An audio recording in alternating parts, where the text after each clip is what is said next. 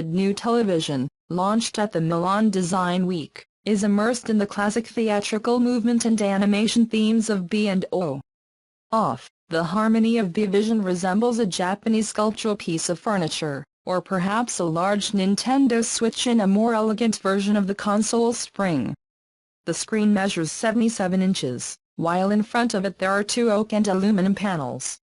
Turn on the TV and the screen rises from its low position towards the floor, at the height of perfect viewing. Meanwhile, the two front panels open and open outwards. Each contains speakers. The goal of B&O was to make a television look as good as turned on. The 77-inch screen of Beovision Harmony, with Apple AirPlay 2 support, and integrated Chromecast for streaming and Bluetooth.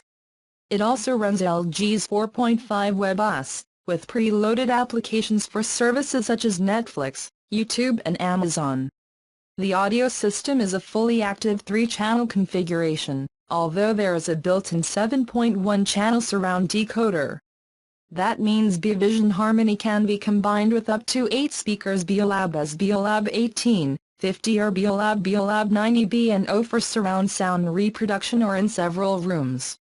Everything can be controlled from a single remote control, the Beoremote One.